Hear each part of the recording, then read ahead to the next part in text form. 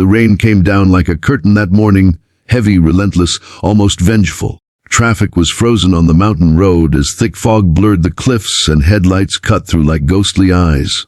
Somewhere in that chaos, a black Bentley had skidded off the shoulder, the metal frame now half, hanging over the steep ravine. Inside was a man who had everything money could buy, except time.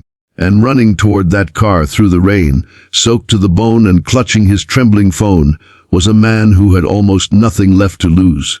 Caleb Morgan had been driving home from his construction shift when he saw the car go off the road.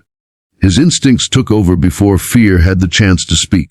He threw his truck into park, grabbed the rope from the back, and sprinted through the mud. He could hear the groan of metal and the shriek of the wind over the cliff. The Bentley tilted further, glass cracking under the man's desperate palm. Caleb tied the rope to a tree, wrapped the other end around his waist, and climbed down the slick rocks until he reached the driver's door.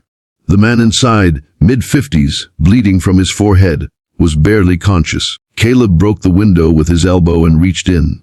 The smell of fuel hit him hard. Time was running out.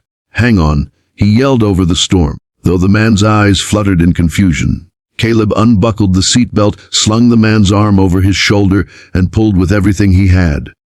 The car lurched. One more second and it would have gone over. Caleb gritted his teeth, muscles screaming, and dragged him up the slope, slipping, clawing, praying. The ground gave way once, but he didn't stop. He never stopped. When they finally reached the roadside, the car exploded behind them, an orange fireball lighting up the storm like a cruel sunrise. Caleb shielded the man with his body, coughing from the smoke. Sirens wailed in the distance, and rain washed the blood from his hands.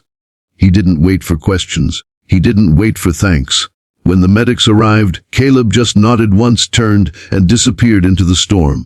If you believe kindness can still change the world and that second chances matter, like, comment, share, and subscribe to Kindness Journal, because stories like this remind us that goodness still lives among us.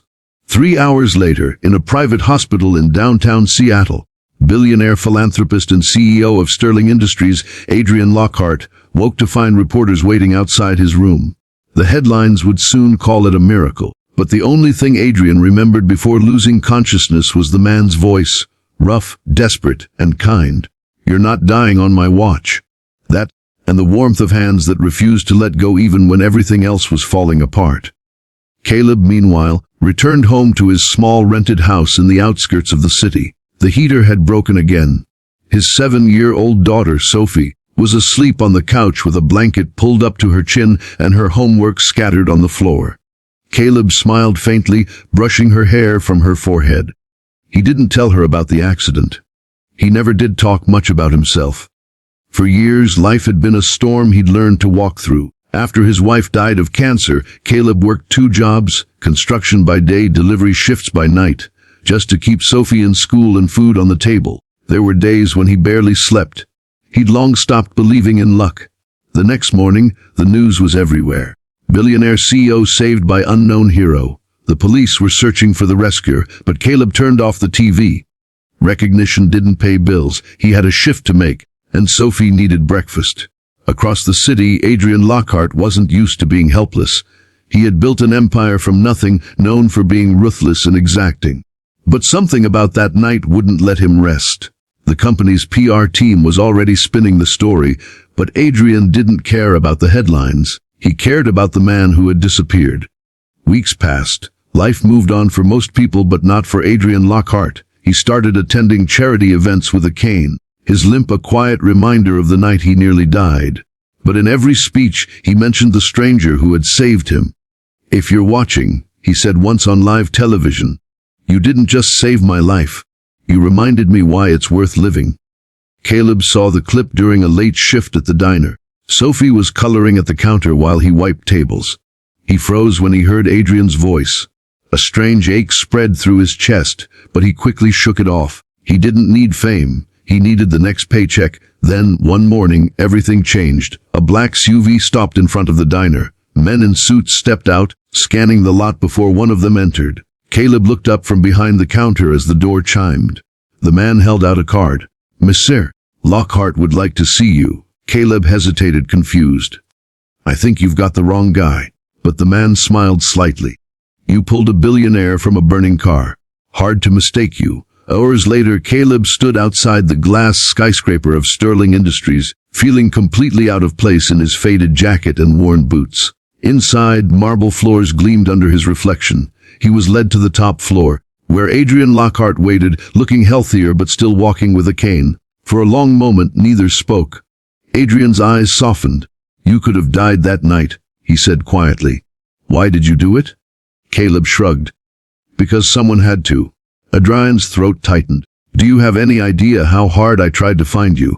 He walked closer, his voice rough. "You vanished like you never existed." "I wasn't looking to be found," Caleb said simply. Adrian looked at him, seeing something raw and unpolished in his eyes, humility, grief, strength. "Let me do something for you," he said. "A reward, a job, anything? You saved my life." Caleb shook his head. "You don't owe me anything, sir. I just did what anyone should." But Adrian knew better. He had seen too much of the world to believe that. Later that week, when Caleb returned home, there was a letter waiting on his doorstep. It wasn't money or a job offer. It was a scholarship certificate for Sophie.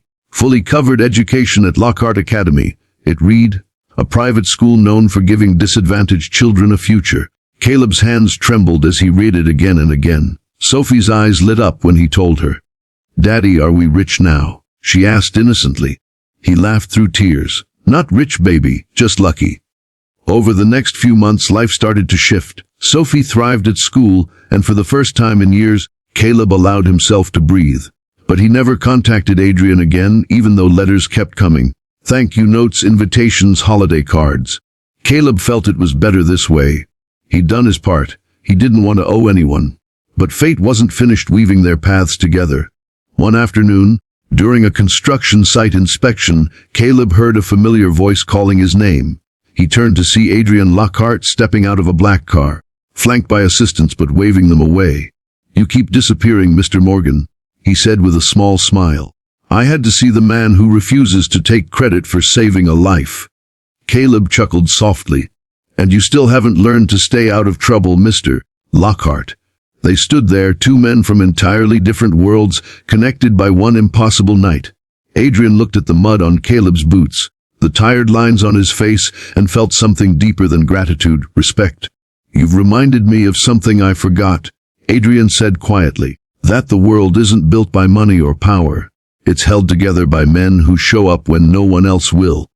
From that day, Adrian made it his mission not just to thank Caleb, but to live differently. He expanded his company's charity division, funding housing projects for single parents and widowed families. Each press release carried the same tagline, "Inspired by a man who never asked for thanks." Caleb never took credit. He didn't need to. His reward came every time he saw Sophie laughing with her classmates, her backpack bouncing as she ran out of the school gates. That was enough. One crisp autumn morning, Adrian Lockhart visited a new housing site funded under the project's name, the Morgan Initiative. When Caleb arrived later to deliver supplies, he stopped in his tracks. His name, carved into a brass plaque, glinted in the sunlight. He stared at it for a long time, then looked up at Adrian, who simply smiled. "You left without a word that night," Adrian said softly. "I wanted the world to remember your silence as something that still spoke louder than any applause." Caleb swallowed hard, emotion rising in his chest. "You didn't have to do this." Adrian's gaze softened. "Neither did you. But you did." The two men shook hands, and for a moment, it wasn't billionaire and laborer, it was human and human. Two lives forever changed because one man refused to look away. That evening, as the sun sank behind the city skyline, Caleb walked Sophie home along the quiet street. The golden light washed over their faces. She slipped her hand into his and whispered, "Daddy, that man looked at you like you were a hero." Caleb smiled faintly, eyes glistening. "Real heroes don't wear capes, sweetheart. They just keep showing up." And somewhere far behind them, Adrian Lockhart watched from his car, grateful for a man who had given him more than life. He'd given him purpose. If this story touched your heart, please like, share, and subscribe to Kindness Journal. Leave a comment if you believe that one act of kindness can change everything. Before you go, comment below. What would you do if you had the chance to help a stranger who needed you most? Because sometimes the quietest heroes leave the loudest echoes.